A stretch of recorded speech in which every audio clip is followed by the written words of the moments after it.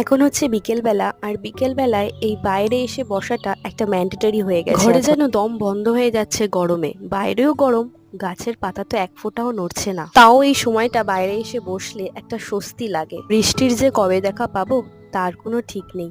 আর এই যে এত গরম, তার দোষ কিন্তু আমাদেরই। পৃথিবী থেকে কত গাছ চলে গেছে, হচ্ছে শুধু বড় বড় বিল্ডিং। যাই হোক, যেমন চলছে সেইভাবেই চলতে হবে। এই পোষ্যগুলোরও খুব কষ্ট গরম। আর এদিকে সন্ধ্যেবেলা এসেছিলাম মন্দিরে পুজো দিতে, আজকে শনিবার ছিল। যতবার মোমবাতিটাকে জ্বালাচ্ছি এত হাওয়া দিচ্ছিল, তখন নিভে যাচ্ছিল। যখন হাওয়ার দরকার থাকে তখন আর হাওয়া পাই না। কিন্তু যখন মোমবাতিটা নিভে যাচ্ছিল ভাবছিলাম এটা কি ঠিক হচ্ছে, মনটা যেন কেমন একটু লাগছিল। কিন্তু তারপরে ভাবলাম এতে তো কারোর হাত নেই, কেউ তো ইচ্ছা করে এটা নিভিয়ে দিচ্ছে না। এ তো প্রকৃতির খেলা, ও যখন ইচ্ছা করবে তখন হাওয়া দেবে, যখন হাওয়া দেবে না। প্রকৃতির জোর কতটা তার প্রমাণ আমরা বারবার পাচ্ছি। তো প্রকৃতির সাথে ছেড়ছাড়ি করা উচিত হচ্ছে না।